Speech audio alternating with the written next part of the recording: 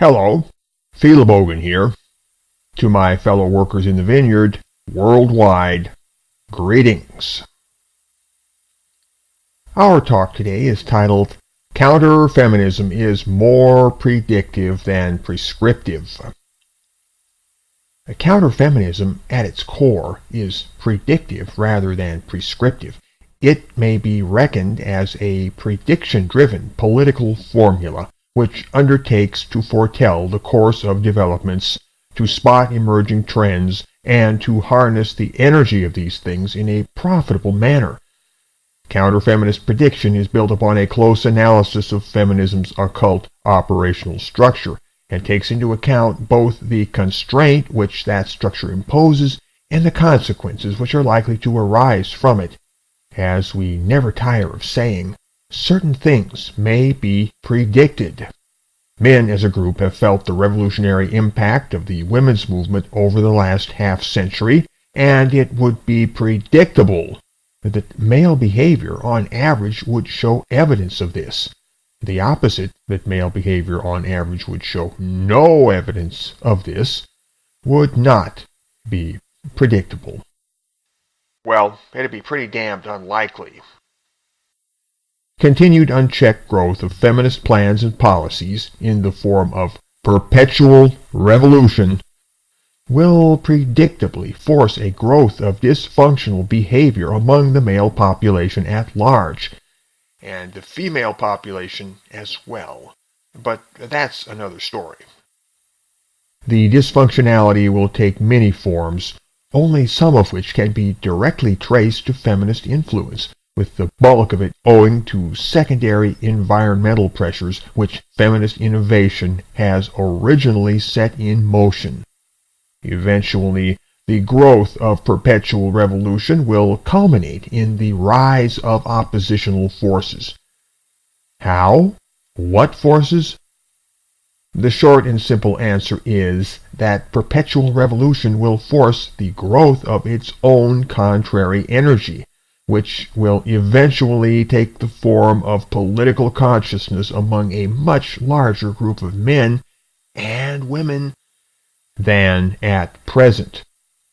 All of this comes into focus when you consider that perpetual revolution operates contrary to nature. Nature has an elastic limit which dictates how far it can be distorted. Once approaching that limit, perpetual revolution slows to a crawl. Finally, it hits a brick wall and can travel no more. And as I have explained elsewhere, perpetual revolution cannot stand still.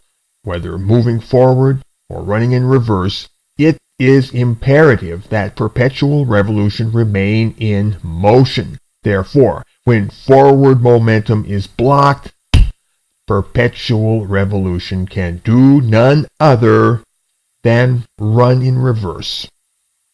And when that happens, it is no longer devouring the world, but rather devouring itself, which is a limited and self-defeating food supply. It is worth asking why feminism, being contrary to nature, can even make such headway in the world at all. One explanation is that feminist polemic cuts a swath through its challengers because it seems morally intimidating. Yet the only reason it seems morally intimidating is because it presents a tangle of incoherency, and incoherency cannot be rationally answered. One is overpowered by lightning-swift illogic and rendered voiceless. Feminism is incoherent because it tells 100 different stories about itself, and those stories very often contradict each other. In fact, this is very clever because the mass of contradiction makes a perfect smokescreen. However, once feminism's hidden coherency is drawn to the surface by means of counter-feminist analysis, the shabby trick is seen, and the power of moral intimidation vanishes. This lack of rationality or coherency deserves a closer look. It is in fact the irrationality of a cancer, a neoplasm. Upon reflection, It is not so much irrational as driven by an alien logic. It might not seem rational that a neoplasm would destroy the host body and thereby destroy itself also, but when you consider that this is exactly the nature of a neoplasm, it makes perfect sense. It is what neoplasms do. They destroy their host surrounding and eventually themselves. No point in asking why. It is simply a neoplasm's natural purpose to behave so. And there is nothing irrational about fulfilling your natural purpose. You mustn't expect a cancer to think the same way you do. It is fully coherent within itself, upon its own terms, even if those terms are not openly admitted. Feminism, by reason of its deception, advances a greater political distance in the world and might seem credible if mere honesty were the only force in play. But finally, the order of nature, by which I mean especially human nature, rises up to challenge feminism's passage in the manner which I have outlined. It is important to recognize that the cleverness of feminism's deception will not check the eventual uprising, for once a certain tipping point has been reached, the developed oppositional energy will irresistibly force its passage through the inhibiting overburden of alien logic. Reality is pushing back against actuality. Two different logics, mutually alien, at a point of confrontation where logic is annihilated as a channel of transaction, leaving only brute force to settle the issue. And this outcome, as I have explained many times, is apt to be ugly. A blind explosion of pent-up fury punching its way out of a box. For there is nothing civilized or even entirely rational about punching your way out of a box. Truly, it is a messy and destructive endeavor. But when you reflect that confinement to a box can only breed ignorance, and that ignorance can only breed ill-advised action, that should come as no surprise. My advice to everybody, everywhere, is to stand well clear when the predictable punching gets started. Do this, and you'll have naught to fear. Admittedly, those who have a vested interest in the box will be unhappy about the turn of events, but I am trying to warn them also, since they are the ones most likely to be in harm's way. Forces of nature are not to be trifled with.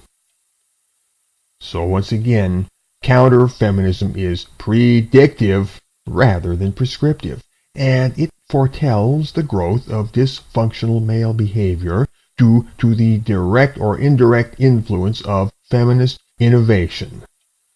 Counterfeminism asserts that the growth of feminist plans and policies operates contrary to nature, and that sooner or later this growth will encounter the brick wall of natural constraints, which will in turn reverse the energy of feminism's perpetual revolution, forcing feminism as an ideology and as a movement to consume itself. The elastic limit of nature logically encompasses the elastic limit of human nature, specifically people, meaning men at first, but more and more women also as time goes on, will either rebel openly against feminist requirements or quietly subvert the more indirect forms of feminist influence. This will be like the construction of countless roadblocks, both large and small, directing certain traffic back to its point of origin.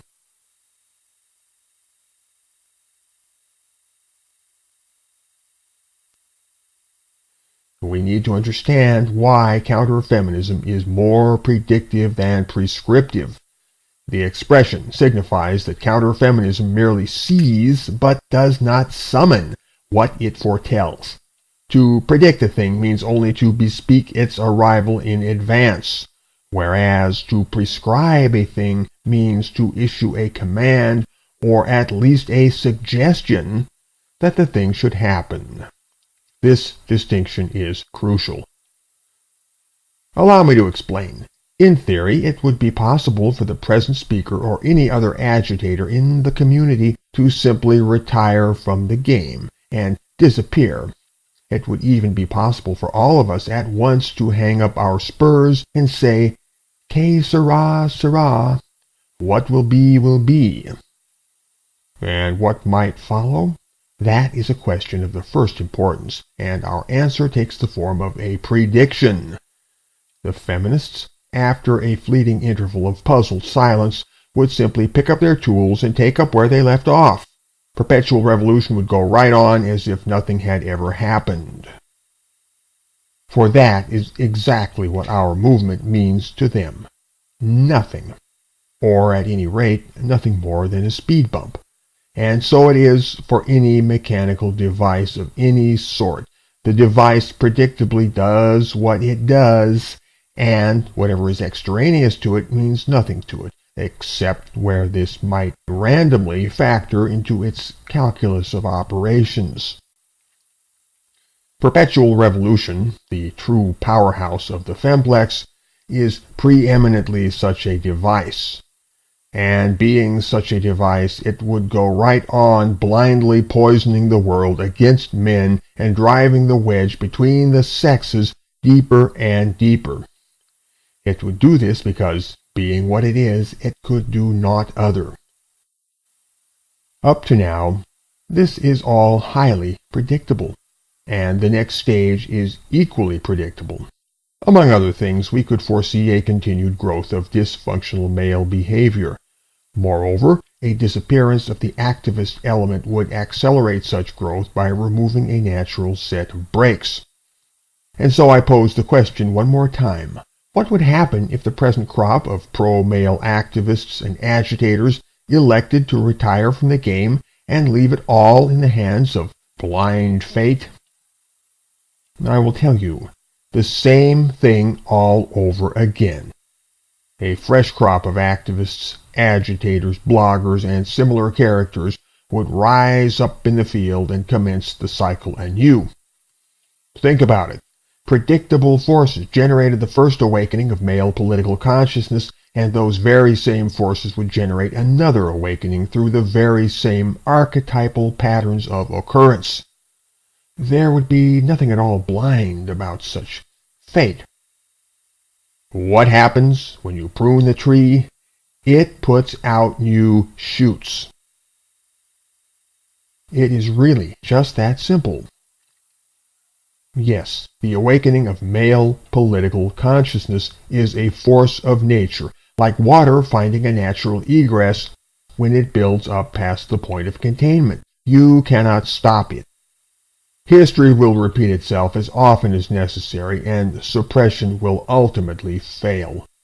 You might, in theory, quash the pro-male agitators with clever propaganda, but such a victory would only be a stopgap because the underlying conditions which created pro-male agitators in the first place would only generate more, especially if those conditions got worse, which they predictably would.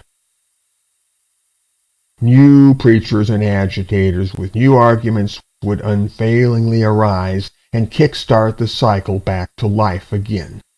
As ever, men would initially recoil against the toxicity of their social environment with no radical insight concerning the what and why of it all. But again, as before, a certain number of cognoscenti would connect the dots and learn to identify feminism specifically as a source of the poison. And of that number, a smaller number would again commence speaking out and sharing their realization with others. And the realization would propagate geometrically among widening circles of listeners.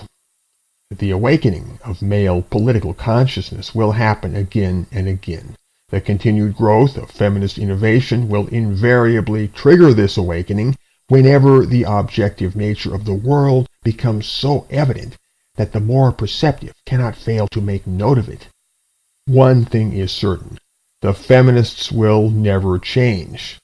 Come hell or high water, they will move forward with their plans. They will not amend their disposition. At best, they will seem to pull in their horns and govern their tongues for the sake of propriety, when failure to do so would politically compromise them. But they will continue to creep in the night, whenever possible, stealing a march under cover of darkness, quietly smuggling in the parts of their machinery and bolting these into place when nobody is looking, and working doggedly to consolidate their position on every possible front. All of this we know with moral certainty, for it is predictable. Yet we know with equal certainty that the feminists cannot keep their game rolling forever.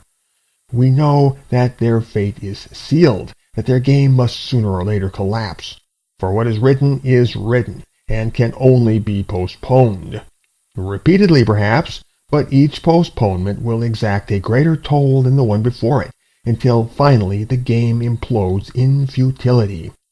We know that the awakening of male political consciousness has already happened, and having once happened, it will continue on an accelerating growth curve when the pioneering thinkers and explainers pave the way for those who follow. And if all of this revolutionary activity be somehow suspended, renewed feminist innovation will simply bring the pot to a greater boil, whereupon a renewed upwelling will again force the lid. Male political consciousness is bound eventually to reach a critical mass. This can happen either sooner or later, but for the good of all, we should try to make it happen sooner. That is what my conscience tells me. I say try to make it happen, and by that I mean a rational, purposeful effort. And here we arrive at the difference between prediction and prescription. For the things we are describing would happen all by themselves. People, such as the present speaker, would prescribe absolutely nothing. We would merely sit back, watch the parade, and say, "I told you so." We will only have predicted these things. We will not have summoned them into existence. If feminist evolution continues on its present trajectory, these things will happen anyway, and counter-feminism would raise no finger to counteract these developments if such effort would seem to validate feminism's game. By that I mean that we would eschew any rhetorical posture that might strengthen feminism by deflecting accountability away from it, or might seem to infer that others have a duty to make good what feminism has made bad. For example, they may insist that we as men have a duty to oppose misogyny.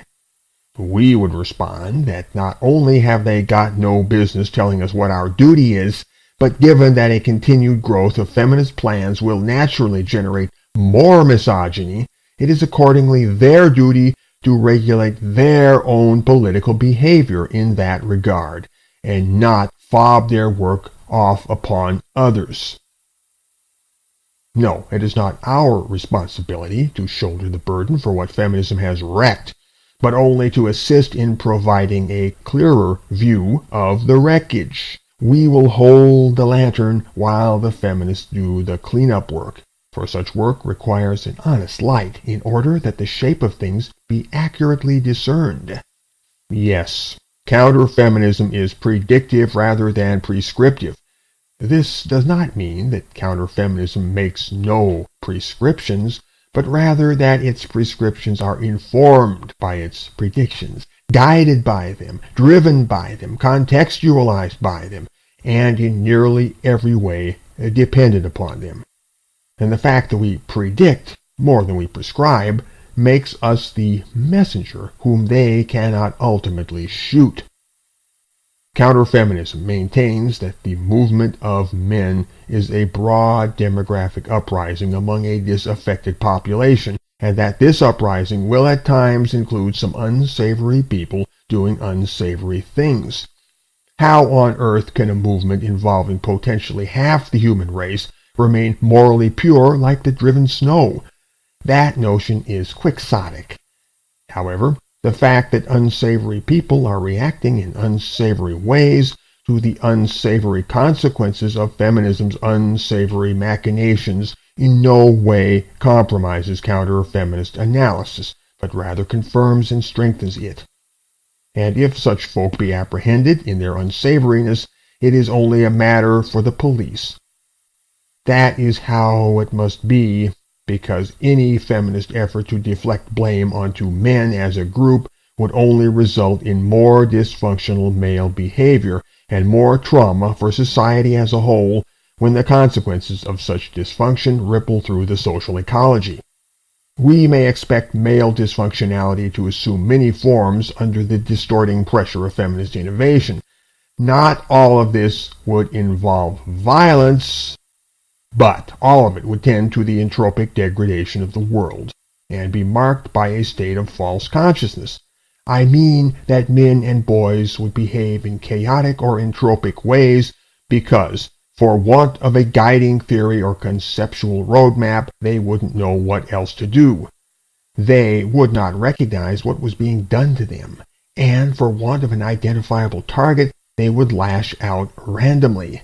This would be unhealthy for society, and we could anticipate, in consequence, much suffering of the innocent. Suffering of the innocent does not please me, and I would like to keep it to a minimum. Male dysfunctionality and male political consciousness stand in diametric opposition. They repel each other. And the good news is that, with the growth of the latter, the former quickly finds the door. To become politically conscious, men must become acutely aware of the interests that unite them as a group, and they must understand that political warfare is being waged against them. Thus enlightened, men may combine their strength in the service of a common good and to the disservice of an objectively real enemy. That objectively real enemy is, of course, feminism. Not feminism as feminist theory defines it, but feminism in real-life terms as the lantern of our accumulated study and experience reveals it. So long as men and boys remain in a dysfunctional state of false consciousness regarding their objective political situation, we can predict chaotic social outcomes and suffering of the innocent. And the longer the growth of male political consciousness is postponed, the worse this will get. And it might get truly nasty. Although male political consciousness will blossom eventually and quite spontaneously, we owe it to ourselves to do what we can to accelerate the growth by deliberate effort, by preaching, and to reduce the lag time as far as might be feasible.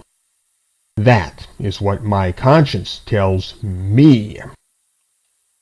As if there were any question what a man of conscience should do.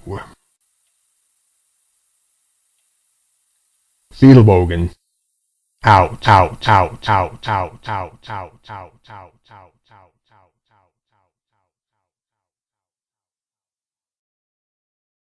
Secondary environmental pressures which feminist innovation has originally set in motion. Eventually, the growth of perpetual revolution will culminate in the rise of oppositional forces. How? What forces? The short and simple answer is that perpetual revolution will force the growth of its own contrary energy, which will eventually take the form of political consciousness among a much larger group of men and women than at present. This would not be predictable. Well, it'd be pretty damned unlikely. Continued unchecked growth of feminist plans and policies in the form of perpetual revolution will predictably force a growth of dysfunctional behavior among the male population at large, and the female population as well. But that's another story. The dysfunctionality will take many forms, only some of which can be directly traced to feminist influence, with the bulk of it owing to set manner. Counterfeminist prediction is built upon a close analysis of feminism's occult operational structure, and takes into account both the constraint which that structure imposes and the consequences which are likely to arise from it. As we never tire of saying, certain things may be predicted. Men as a group have felt the revolutionary impact of the women's movement over the last half-century, and it would be predictable that male behavior on average would show evidence of this. The opposite, that male behavior on average would show no evidence of all of this, comes into focus when you consider that perpetual revolution operates contrary to nature. Nature has an elastic limit which dictates how far it can be distorted. Once approaching that limit, perpetual revolution slows to a crawl. Finally, it hits a brick wall and can travel no more. And as I have explained elsewhere, perpetual revolution cannot stand still. Whether moving forward or running in reverse, it is imperative that perpetual revolution remain in motion. Therefore, Hello, Philobogan here. To my fellow workers in the vineyard, worldwide, greetings. Our talk today is titled, Counterfeminism is more predictive than prescriptive. Counterfeminism, at its core, is predictive rather than prescriptive. It may be reckoned as a prediction-driven political formula which undertakes to foretell the course of developments, to spot emerging trends, and to harness the energy of these things in a profitable manner.